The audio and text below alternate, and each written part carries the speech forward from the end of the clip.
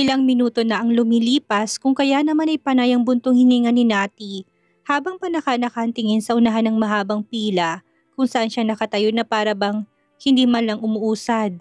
May dala naman siyang payong pero hindi niya kayang alinsangan ng panahon. Tumatagaktak na ang pawis sa kanyang muka na kung magtutuloy-tuloy pa ay baka dehydration ng abuti ng katawan niyang hindi pa rin sanay na mabilad. Kung hindi lang kinulang ang pera niyang dala, hindi sana siya magtitiis na pumila ng mahaba sa lintik na fruit tea stand na yon para sa batang kasama. Gusto niya kasi mabigyan nito ang batang akay niya at kanina pa nakangiti sa kanya. Nakokonsensya naman siya kung aalis sila sa pila at hindi na yun itutuloy. Yun na nga lang ang kasiyahan nito kada lumalabas sila. Pagbabawalan niya pa, hindi niya naman alam kung bakit tumabang pila. Last time naman hindi. Lihim niyang sinisisi ang mga vlogger na napakalat ng balitang masarap ang fruit tea doon. Kung pwede niya lang din itong tiisin nung kang magtsatsaga siya dito. Nakulang na lang ay mamanhid ng kanyang mga binti sa tagal. Kaso hindi niya naman yun makakaya. Sandali lang Brixton ha? Uhaw ka na ba?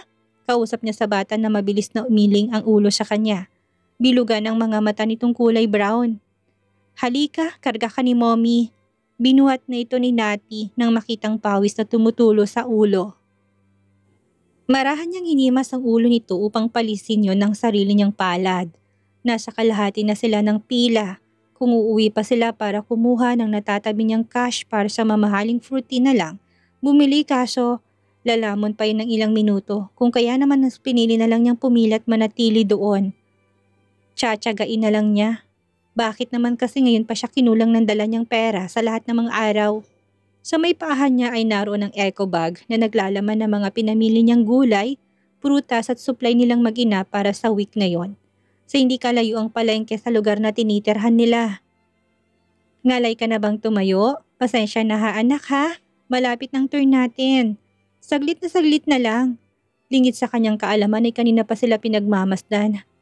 Nang kanyang hipag na nasa loob ng katapat na coffee shop na naturang stand kung saan may murang fruit tea.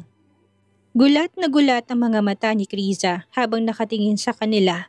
Ilang beses na dumaan sa mukha ng babae ang pinaghalong sakit at gulat na hindi alam ni Nati nakuha pang patuloy na isayaw ang anak. Kilala ni Kriza na spoiled si Nati sa kanilang mga magulang at ang makita ito doon ay nakakagulat. Bakit? Hindi ito magtsatsaga ang pumila ng mahaba. Hindi lang yon, ang init doon kahit na may payong. Oh, lapit na tayo anak, wika pa ni Nati sa masiglang tinig habang sumasayaw-sayaw na umusad ng isa pa ang pila kung saan sila nakatayo. Hindi na mamahalin ang suot niyang damit, simpleng white plain t-shirt na may konting mancha pa yon with washout jeans at mumurahing tsinelas. Payat din ang katawan niya, halatang kulang o tipid na tipid sa mga pagkain. Halata rin sa mukha nito na medyo matagal nang wala man lang bisita sa derma na madalas nitong gawin noong siya ay dalaga pa sa pagkakatanda ni Kriza. Uwi na tayo pagkatapos natin dito ha? Maglalaba pa ang mommy. Ang dami ko pang gagawin eh. Bumalatay pang kakaibang awa sa mukha ng hipang ni Nati. Halatang curious siya kung anong nangyari sa kanya.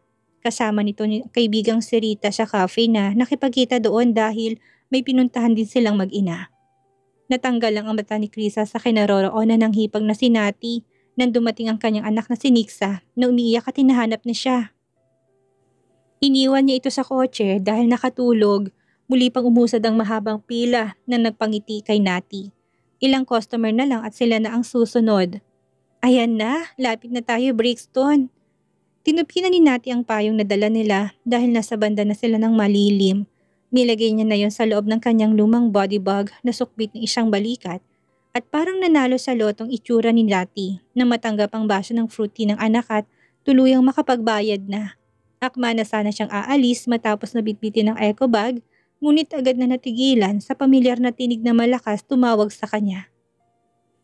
Sandali lang Nati! Nanigas ng katawan ni Nati sa pamilyar na tinig na yon.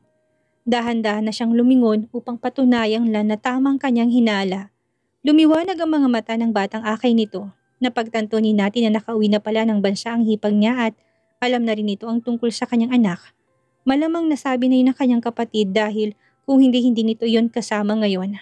Nasa gitna ng pagtakbo papalayo si Nati upang takasan to.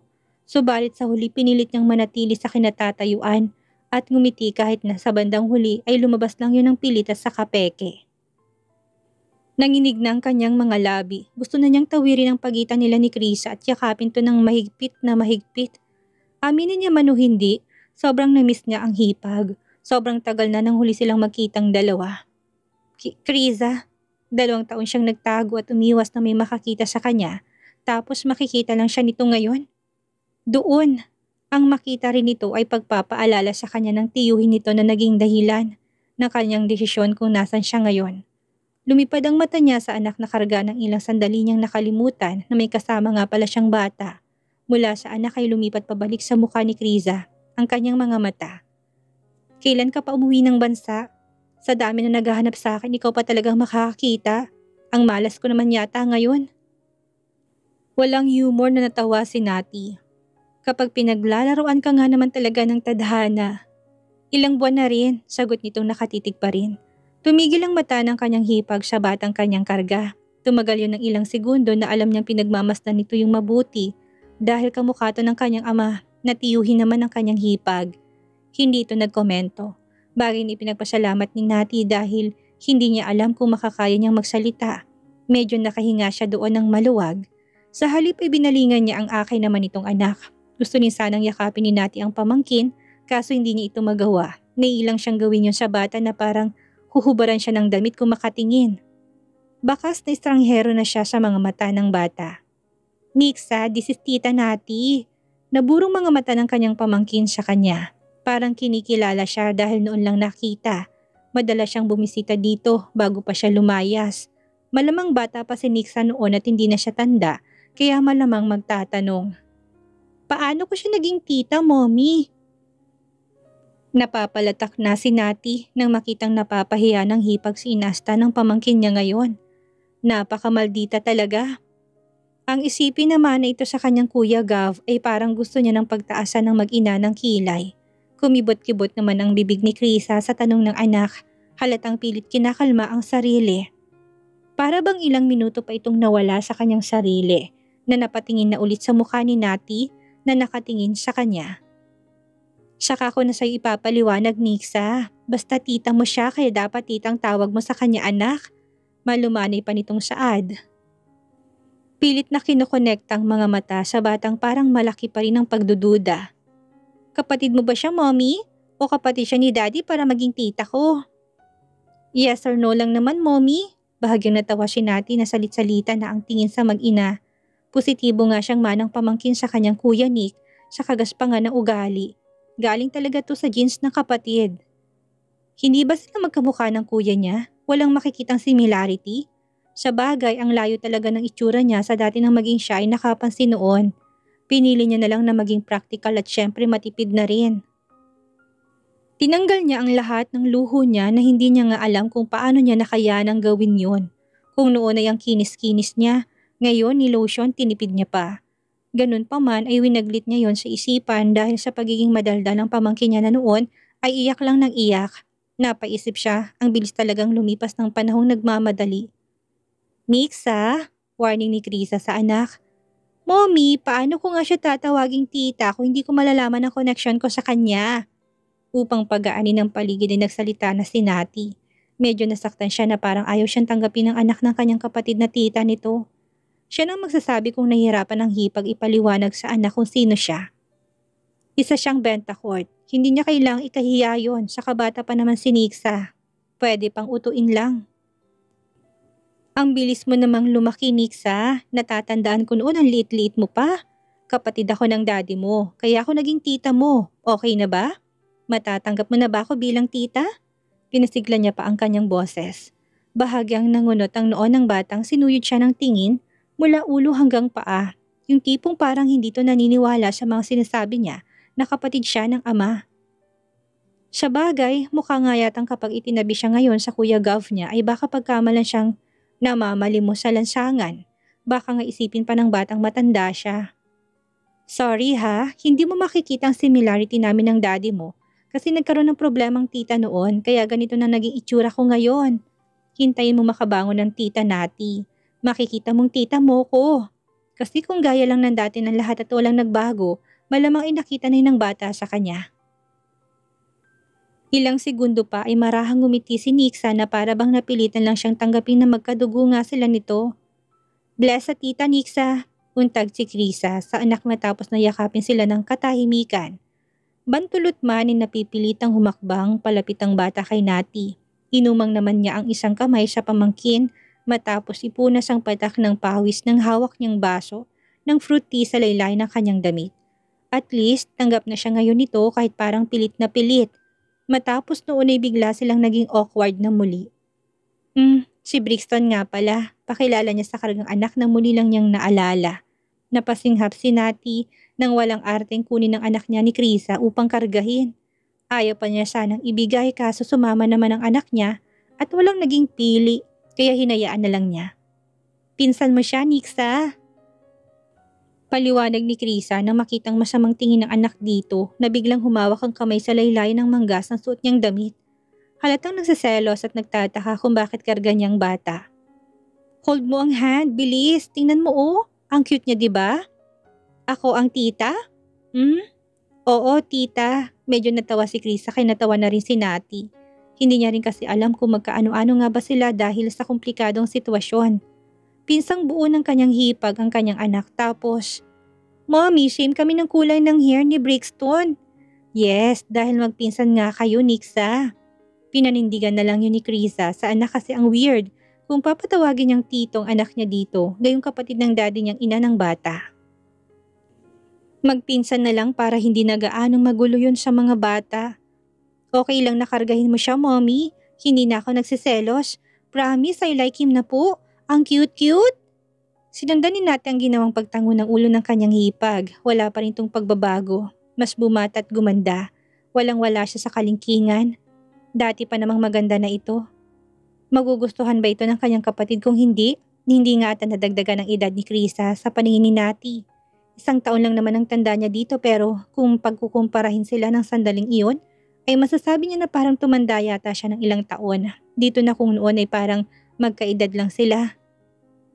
Hindi niya mapigilan na medyo makaramdam ng inggit. Inggit na hindi masama. Inggit na kahit na magkaroon sila ng matinding problema, hindi makakabawas ng ganda. Tara na muna sa loob. Ang init dito. Nguso ni Krisa kay Nati sa pinanggalingan niyang cafe. Naku, hindi na Krisa. Kailangan na rin kasi naming umuwi ni Brixton. Marami pa akong gagawin at kung uupo pa tayo, masasayang lang ang oras ko. Mabilis na pagtutol ni Nati na para kay Krisa ay kakaibang lengguwahe yun. Nakita ni Nati kung paano panandali ang naghang, ang utak ng hipag. Kung noon ay panay lamyerda at galang alam niya, ngayon nang may anak na siya, hindi pwede yun. Anak ang top priority niya. Mahirap pero itong priority. Isa pa natatakot siya na baka mamaya may iba pang makakita sa kanila sa labas. Nasa Bulacan lang din sila, hindi gaanong kalayuan sa dating tirahan na paminsan-minsan nilang dinadalaw. Sa other side nga lang yun ang lugar. Pero Nati, alam ko marami kang tanong pero ayaw kong nagtatagal kaming mag-ina sa labas ng aming tinutuluyan. Kung gusto niyo ay sama na lang kayo sa amin doon. Saka may ulam pa kami sa bahay. Sayang naman kung mapapanis lang at hindi na mapapakinabangan pa. Hindi pinansin ni Nati ang nakita niyang sakit na dumaanan naman sa mata ng hipag. Awa, lungkot, pagkagulat na ganun na siya. Hindi niya mahulaan at wala siyang pakialam na pansinin. Another nakakagulat nga naman yun ulit. Dati wala siyang pakialam sa mga leftover na pagkain. Pero ngayon para makatipid ay inuulam pa nilang tira-tira lang. Kasi okay pa naman at para hindi na rin masayang. Nababawasan ang savings niya tapos walang pumapasok. Sige, sama na lang kami ni Nixa sa tinutuluyan niyo ngayon. Kinuha ni Nati ang anak sa hipag at binitbit na muli ang kanyang mga dala. Sinubukan pa ni Chris ang tulungan si Nati gano'n na lang ang pagtanggi. Dumaan pang sakit sa mukha ng hipag sa ginawang yun ni Nati na ang tanging gusto lang naman ay ang tulungan siyang pagaanin ang dala niyang mga pinamili sa palengke kanina. Kaya ko, 2 taon ko nang ginagawa to. Tawa niya pa upang pagainin ang kanilang pagitan ni Krisa. Nati please. Krisa, hindi mo kailangang maawa sa akin. Choice ko to. Gusto ko kaya okay lang ako. Hindi na tumuli nagpumilit pa. Sumunod na lang sila kay Nati habang akin niyang anak na si Nixa. Naglalaro na sa isipan niya na kung ano na lang ang magiging reaksyon ng kapatid nito kapag nakita silang mag-ina sa sitwasyon. Paniguradong mag-aalboroto ang kanyang asawa.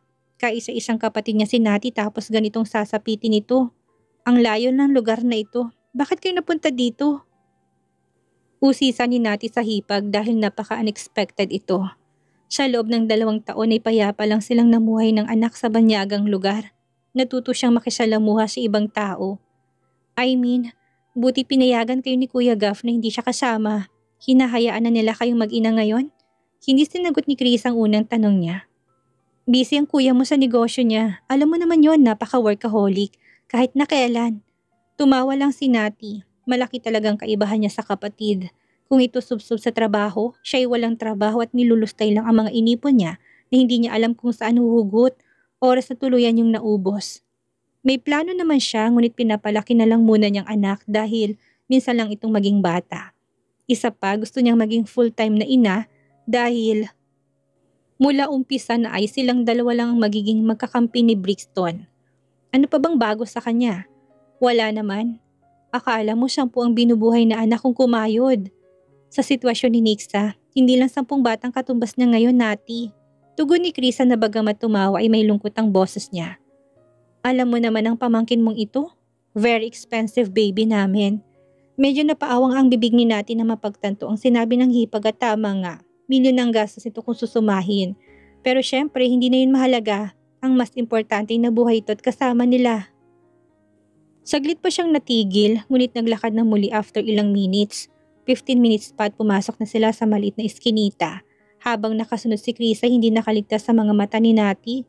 Ang sakit na nakahilat siya sa mukha nito. Hindi man ito magsalita sa kanyang mga nakikita. Oo, nakakaya niyang tumira sa ganong environment. Pasensya ka na kung makalat pang loob ng bahay. Pag-uwi pa lang kasi namin ako maglilinis. 40 square meters lang ang laki noon, nakasya lang silang mag-ina pero tiles naman kung kaya malinis tignan. Napakalayo sa apartment na binigay sa kanya ni Gaston. Pero ayaw naman ni Nati na bumalik sa lugar na yon ngayong wala na sila. Nasa pangalan niyang apartment pero pera pa rin naman ni Governor ang pinangbayad nila doon. Eventually, kay Gaston pa rin yun at hindi sa kanya. Afford naman niyang marangyang buhay kung gugustuhin niya. Ayaw niya lang dahil pinaghahandaan niyang future ng sariling anak. Hindi siya hihingi ng tulong sa mga magulang kaya kailangan niyang magtipid kahit hindi yan ang buhay ng kanyang kinamulatan. Kailangan niya ito, hindi lang para sa kanyang sarili kundi para sa future ng kanyang anak, kahit na napakalayo pa noon. Ang mahalaga hindi nagugutom ang anak. Silang mag-ina, okay na sila doon. Hindi na rin naman sila namamalimos eh. Pasok kayo, hindi pa lang talaga ako nakakapaglinis. Bukas ni Nati sa pintuan upang anyayahan ng hipag at pamangkin sa loob. Inuna ko kasing mag-market dahil ayaw kong lumalabas sa gabi or hapon. Dito lang din kami palagi ni Brixton. Minsan lang kaming pumunta sa malayong mall kapag naisipan ko lang o may bibilhin ako doon. Pumasok naman ang mag-ina na kaagad ng gumalang mga mata sa paligid.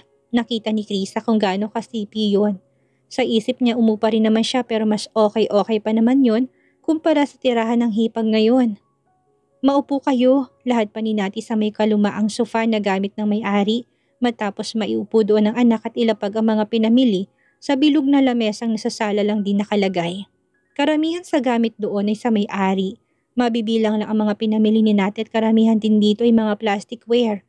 Kung noon ay marangyang mababasagin dito, plastic na lang ngayon ang mga kagamitan. Anong gusto mong maiinom? Soft drinks? Pasensya ka na kung wala akong wine na ma-offer sa'yo. For me, now a bottle of wine is a very expensive na. Inumin na. Ilang meals na namin yun ni Brixton kung kukwentahin kong mabuti o pang vitamins niya na. Baka sanghiya at natatawang dugtong pa dito ni Nati. Huwag ka nang mag-abala. Ayos lang ako, Nati. Sagot ni Krisa kay Nati na sobrang namamangha pa rin. Ngumiti si Nati at kumuha ng 2 baso. Hinati niyang fruit tea at ibinigay yun sa 2 bata. Nixa favorite yan ni Brixton. Hati na lang kayo ha. Kung alam ko makikita ka namin, 2 sanang binili ko. Sad pa ni Nati upang hindi ipahalata na sobrang nagtitipid siya sa pera. Nakakahiya din naman kasi sa hipag niya. Salamat po, Tita Nati. Natigilan sa kanyang gagawin sanang pag-aayos ng pinamili si Nati nang marinig yon sa pamangkin. Tanggap na nga siya ng bata, nginitian pa siya nito. Iba talaga ang karisma niya, hindi man siya na-recognize nito kanina, at least alam niya na kung sino siya sa buhay niya. Sobrang bibo ng bata at hindi niya mapigilang maging proud sa kanya. "You're welcome, baby Nixa." Kinuloy niya na ang ginagawa. Umiiwas siya sa hipag dahil sa asta nito anumang oras ay parang magtatanong na tungkol sa buhay nilang mag-ina. At hindi nga siya doon nagkamali pagkaraan ng ilang minuto pa na siyang napatigil sa anumang ginagawa doon ni Nati. "Ang sabi ng kuya mo, lumayas ka raw sa inyo 2 years ago. Dahil ba yun dito kay Brixton, Nati?" Humigpit pa ang hawak ni Nati sa tangkay ng eco bag, kung saan natanggal niya na ang lahat ng mga pinamili sa narinig niyang kuryosong tanong ng hipag. Yung iba nga doon ay inaayos na lang niya sa tamang mga lalagyan nila nang paulit-ulit upang magkunwaring busy siya at hindi na matanong. Useless lang kung itatanggi pa niya sa hipag ang lahat-lahat, gayong booking na rin naman siya nito. Ano pang itatago niya? Nalaman ko lang na buntis ako pagkatapos naming maghiwalay.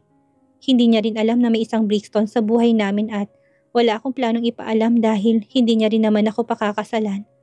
Okay na ako na kami mag-ina na lang, Kriza. Ayos na rin ako sa ganitong setup namin. Saglit na natahimik ang hipag ni Nati sa sagot niya. Ni hindi na ito nagsalita na tumagal ng ilang minuto. Nag-iisip marahil na sasabihin sa kanya. Nahiling niya rin na sana huwag na itong umalma. Ngunit mali siya nang muli itong magpahayag ng saloobing hindi na nagugustuhan pa rito ni Nati. "Nati, alam kong wala ako sa tamang lugar para manghimasok sa buhay niyong mag-ina. Pero kung sa'yo okay lang, paano naman ang bata? You should ask for financial and support. Deserve yun ni Brixton. Deserve ng anak mong sustentuhan ng kanyang ama.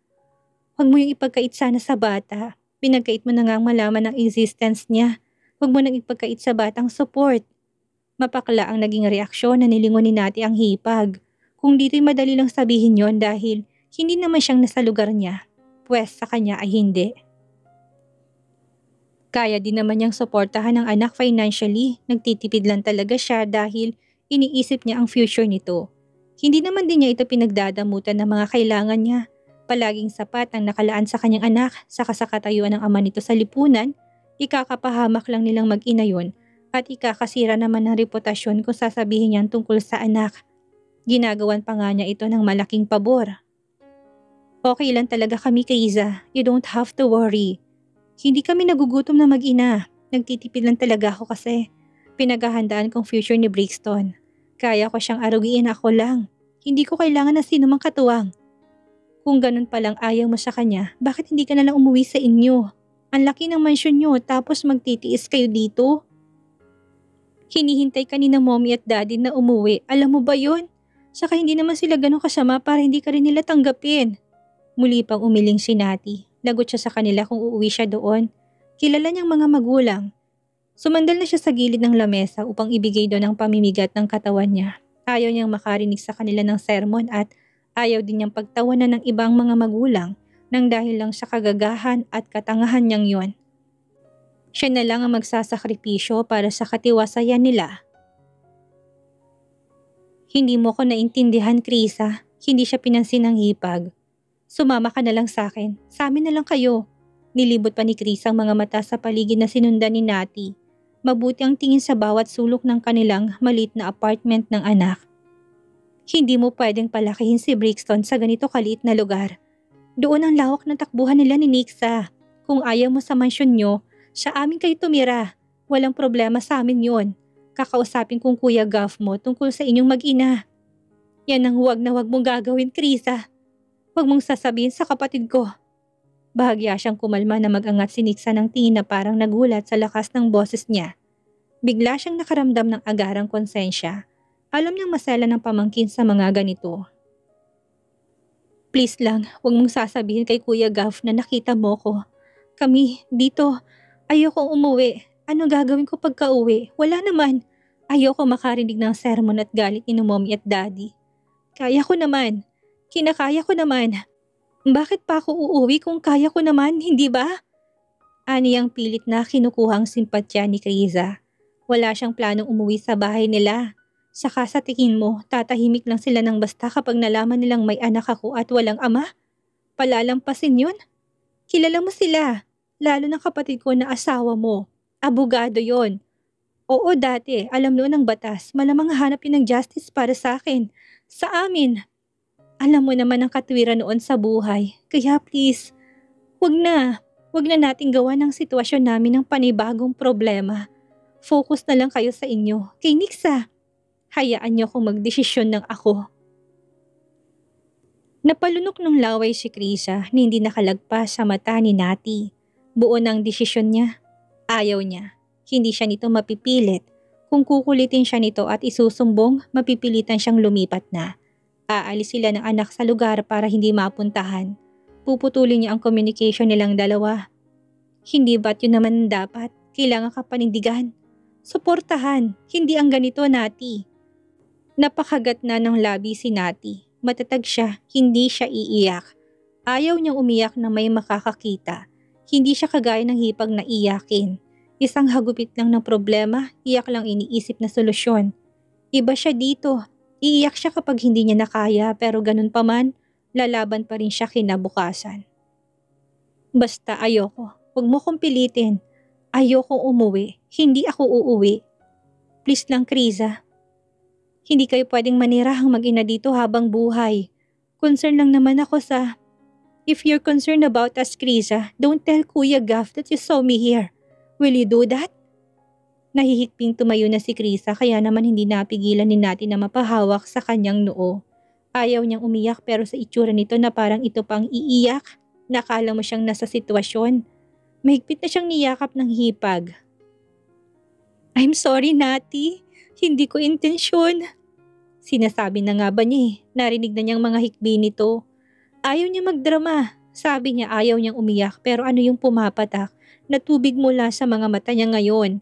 Dahil yung si iyaking hipag niya. Nadamay lang siya sa pagiging iyakin nito mula noon.